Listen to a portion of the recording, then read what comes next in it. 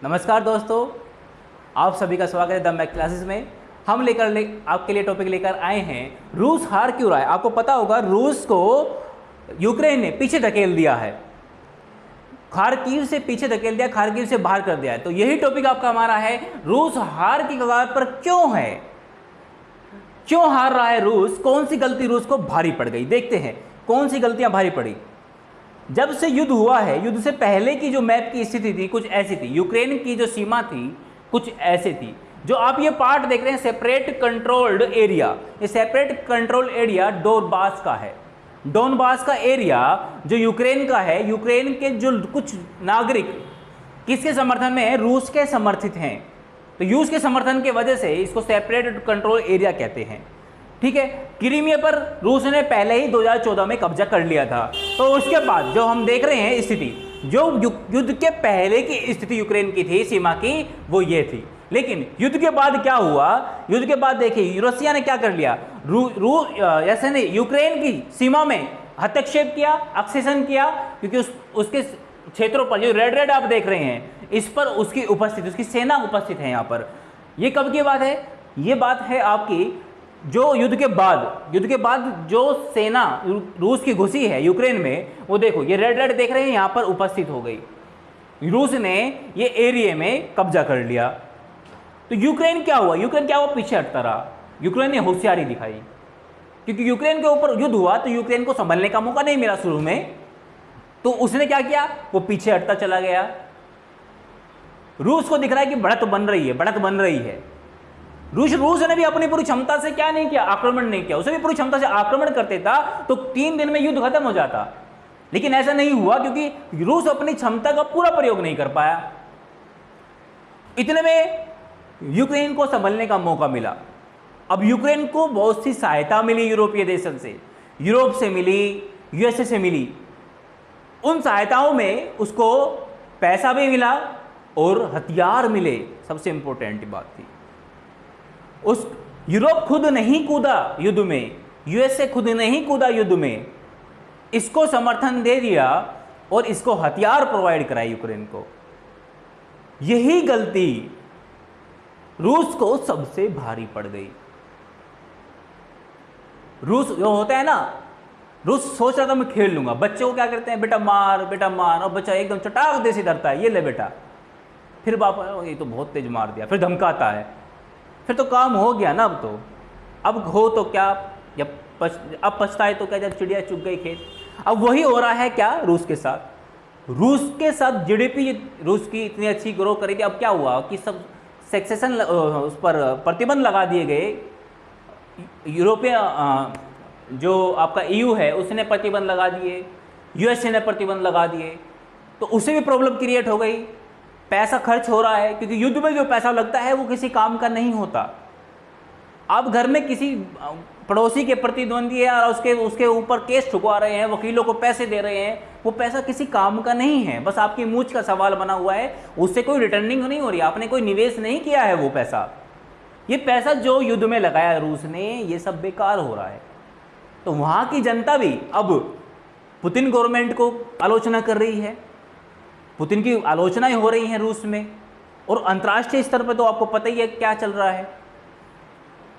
तो अब क्या हो रहा है, रूस ना चाहते हुए ना तो पूरे मन से लड़ पा रहा है और ना ही पूरे मन से वो पीछे हट पा रहा है, और इसी स्थिति का कुछ फायदा यूक्रेन को मिल रहा है, इस मानसिकता का फायदा। तो देखते हैं कैसे ऐसा हो रहा है। अभी हाल ही में 16 सितंबर की बात है, जब चीता आपके यहाँ आया तो चीता यूक्रेन में दहाड़ रहा था, यूक्रेन चीता बन के दहाड़ रहा था। क्या किया, ये खार्किव का क्षेत्र जो आप नीला नीला देख रहे हैं, ब्लू कलर का, और रेड कलर का आप देख रहे हैं, ये रसिया का, रसिया ने इस पर कब्जा किया हुआ है रेड कलर पर। और ये ब्लू जो आप कलर देख रहे हैं, और जूम कर देता हूँ मैं, उसमें आप देख पाओगे, ये देखिए ये ब्लू, ये खार्किव का क्षेत्र है, ये खार्किव है, ये देखिए ये खार्किव है, ये खार्किव का क्षेत्र है। ये क्या कर लिया रूस, यही रूस के कब्जे में था। 16 सितंबर को ये करीब 6000 वर्ग किलोमीटर का ये क्षेत्र है जो यूक्रेन ने रसिया से खाली करा लिया। ये कितनी बड़ी बात है। एक छोटा सा देश रूस के सामने कितना संघर्ष कर रहा है। अब ये सवाल तो उठता है, क्या रूस हार रहा है? इसके पीछे कारण क्या हैं ये हम देखेंगे। अब आते हैं कारण पर। देखिए क्या कारण है, क्यों पीछे हट रहा है रूस। ये देखो, ये एक मिसाइल है हार्म, ये यूएसए की मिसाइल है, high speed anti radiation missile. Harm की फुल फॉर्म क्या है? High speed anti radiation missile है। लिखा हुआ है कि can harm destroy Putin S-400। क्या जो हार्म है पुतिन के S-400 को डिस्ट्रॉय कर सकती है? ये तब की न्यूज़ है जब युद्ध चल रहे थे, हार्म देने की बात चल रही थी कि यूएसए यूक्रेन को हार्म देगा, यानी ये मिसाइल देगा। अब जो S-400 है, S-400 क्या है रूस का, तो ये भी जान लो, एक बार देख लो। S-400 ये देखिए, ये है आपका S-400। ये एयर मिसाइल सिस्टम है जो सरफेस से चलता है एयर में, सरफेस से यानी ज़मीन से चलता है हवा में। और क्या करता है, जो जेट आते हैं या फिर कोई मिसाइल आती है तो उसको क्या कर देता है, ऊपर ही डिस्ट्रॉय कर देता है, ऊपर ही फोड़ देता है, ख़त्म कर देता है। कैसे करता है? इसमें दो रडार सिस्टम होते हैं, एक रडार सिस्टम तो ये रहा और एक रडार सिस्टम यहाँ पर ये रहा। तो पहला रडार सिस्टम का काम क्या है? तो पहला रडार सिस्टम जो आपको मिलेगा, सॉरी ये रहा, ये पहला रडार सिस्टम है। ये जो ऑब्जेक्ट आ रहा है उसको डिटेक्ट करता है, इसका काम डिटेक्ट करने का है। फिर जो ऑब्जेक्ट आया इसने डिटेक्ट किया, इसने कमांड भेजा आगे, ये देखा यहाँ पर कमांड पोस्ट को, कमांड पोस्ट पे कमांड गई, कमांड पोस्ट ने देखा कि जो ऑब्जेक्ट है हमारा है किसी और का है। इसने वेरीफाई किया, जो देखा कि दुश्मन का है उसने उसको क्या कर लिया, लॉक कर दिया और मिसाइल छोड़ दी। ये S-400 है यहाँ पे, ये S-400, ये मिसाइल उसने छोड़ दी, मिसाइल गई। ये जो मिसाइल गई, दूसरा जो रडार है उस मिसाइल को क्या करेगा, उस मिसाइल को बताएगा कि जो ऑब्जेक्ट है वो कहां पर है, सही लोकेशन बताएगा और ये रॉकेट जाकर उसको फोड़ देगा। ये है एयर मिसाइल सिस्टम S-400। ये पूरा इस तरीके से वर्क करता है। तो जो हार्म है उसमें क्या है, वो क्या कह रहा है कि क्या वो डिस्ट्रॉय कर सकता है S-400 को, तो इस पर बात हो रही थी। तो कुछ न्यूज़ ऐसी आ गई हैं कि हाँ S-400 को जो हार्म है डिस्ट्रॉय कर सकता है, बिल्कुल कर सकता है। ये S-400, ये हार्म है, ये S-400 है, ये एक प्रतीकात्मक चित्र है। तो इससे क्या हुआ, युद्ध में हथियारों की बहुत महत्ता है। कब कौन सा रामबाण कहाँ से निकल आए और किस चीज़ का प्रयोग कैसे सेना कर रही है, इसके ऊपर बहुत डिपेंड करता है। संसाधन होना जरूरी नहीं है, जरूरी है कि आप उसका प्रयोग कैसे कर रहे हो। संसाधन तो इब्राहिम लोदी के पास अधिक थे, लेकिन बाबर जीत गया था क्योंकि बाबर की तकनीक अच्छी थी, बाबर के सैन्य कुशलता अधिक थी। तो रूस के सामने प्रॉब्लम क्या आ गई, क्योंकि हार्म आ गया। अब जब हार्म का यूज करता है तो रूस क्या कर देता है, अपना S-400 बंद कर लेता है। और जैसे रूस S-400 बंद करता है तो यूक्रेन अपने जेट भेज देता है, क्योंकि अब S-400 काम ही नहीं कर रहा तो डिटेक्ट कैसे करोगे। और क्योंकि यूक्रेन ने अपने अब जेट भेजे हैं तो जेट के माध्यम से वहां पर मिसाइल गिरा देता है और रूस की सेना को पीछे हटने पर मजबूर कर रहा है।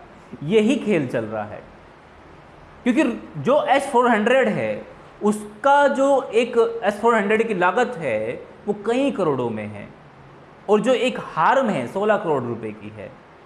क्योंकि युद्ध में ये भी देखा जाता है कि हथियारों का प्रयोग कैसे करें। जहाँ पर तलवार से काम चल रहा था वहाँ पर मिसाइल गिराओगे तो नुकसान होगा। तो इस वजह से क्या कर रहा है कि रूस को अपनी S-400 जो एयर मिसाइल, जो उसका एयर डिफेंस सिस्टम है, उसको बंद कर रहा है और उसका फायदा यूक्रेन को मिल रहा है। कहाँ, किसके कारण? हार्म के कारण। एक और हथियार जो यूक्रेन के पास है, TB2 ड्रोन। ये TB2 ड्रोन किसका है? ये तुर्क को ड्रोन बनाने में महारत हासिल है। तुर्क के ड्रोन विश्व के सबसे अच्छे ड्रोन में गिने जाते हैं।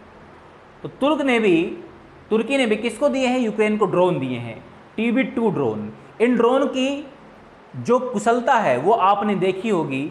आपको याद होगा जब युद्ध शुरू हुआ था उस युद्ध शुरू होने के तीसरे चौथे दिन एक बड़ा काफिला यूक्रेन की तरफ जा रहा था। ये बड़ा काफिला देख रहे होंगे, ये सैटेलाइट पिक ली गई थी, एक बड़ा काफिला यूक्रेन में जा रहा था। तो इस ड्रोन ने क्या कर दिया, उस काफिले के ऊपर हमला कर दिया और काफिले को डिस्ट्रॉय कर दिया। दूसरी पिक्चर में आपको काफिला दिखाई दे रहा है, तो डिस्ट्रॉय कर दिया। तो ये जो ड्रोन है ये भी यूक्रेन के युद्ध में बहुत ज़्यादा भूमिका निभा रहा है शुरू से ही और अभी भी। ये दो चीज़ें, हार्म और ये TB2 ड्रोन, ये ब्रह्मास्त्र की तरह प्रयोग कर रहा है यूक्रेन को बहुत फायदा मिल रहा है, क्योंकि अब ड्रोन भी डिटेक्ट नहीं हो सकता, क्योंकि S-400 बंद पड़ा है।